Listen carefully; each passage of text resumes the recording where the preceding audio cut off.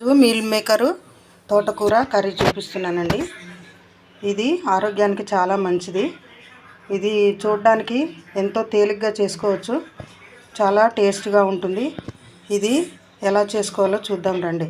ఇది చిన్న పిల్లలు అంటే నేర్చుకునే పిల్లలు కూడా బాగా నేర్చుకోవచ్చండి. చాలా సింపుల్గా తయారవుతుంది.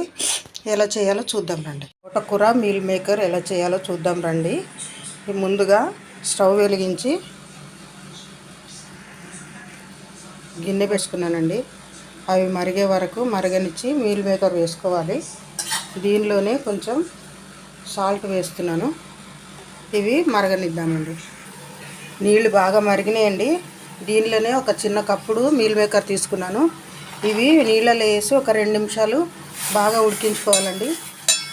నేను కొన్నే తీసుకున్నాను. తోటకూర ఒక 3 కట్టలే తీసుకున్నాను. ఆ తోటకూరకు సరిపడా మీల్ మేకర్ తీసుకున్నాను. ఇవి 2 నిమిషాలు ఇలా ఉడికిన తర్వాత ఇవి మెత్తబడ్డాయండి. ఇవి తీసుకొని ఈ వేడి నీళ్ళు తీసేసి చల్ల నీళ్ళల్లో వేసుకోవాలి. గిన్నె పెట్టుకున్నానండి. దీనిలోనే కొంచెం ఆయిల్ పోసుకుందాము.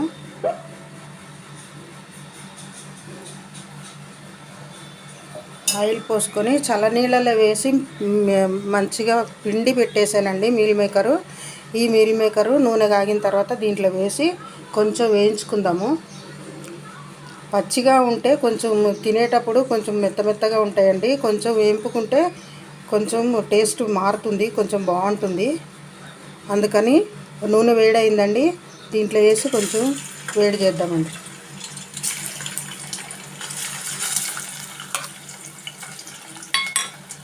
లైట్గా వేడి చేసుకోవాలండి.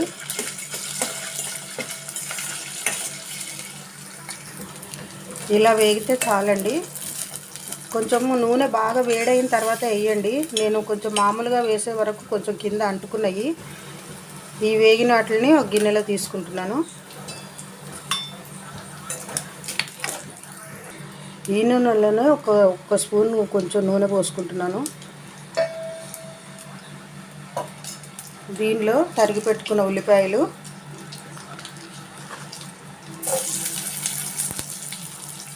కొంచెం మినపప్పు వేస్తున్నానండి. ఇది వాసన టేస్ట్ కూడా బాగుంటుంది. కొంచెం మినపప్పు వేసుకుంటున్నాను.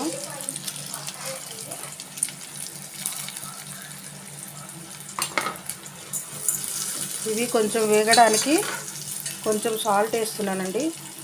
తోటకూరలో కూడా కొంచెం సాల్ట్ ఉంటుంది, చూసేసుకోండి. కొద్దిగా వేస్తున్నాను నేను.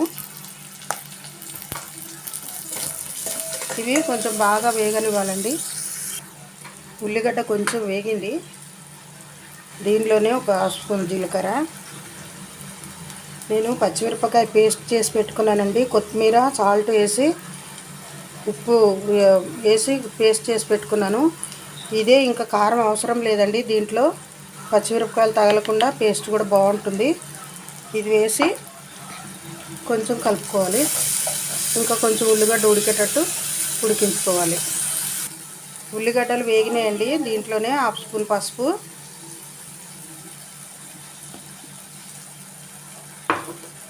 వేసుకొని కలుపుకొని కడిగి పెట్టుకున్న తోటకూర వేసేయాలండి. తోటకూర వేసిన తర్వాత సిమ్లో పెట్టుకోవాలి. బాగా తోటకూర మగ్గేటట్టు బాగా ఉడికించుకోవాలండి.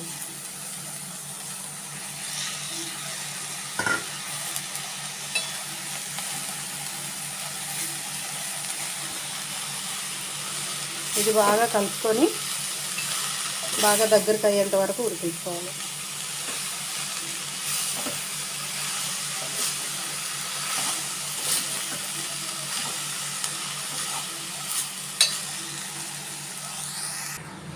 తోటకూర మగ్గిందేమో చూద్దామండి.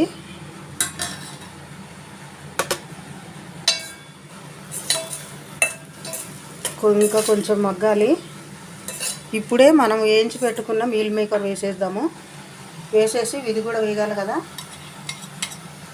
వేసేసి బాగా కలుపుకొని సిమ్లోనే మగ్గనివ్వాలండి.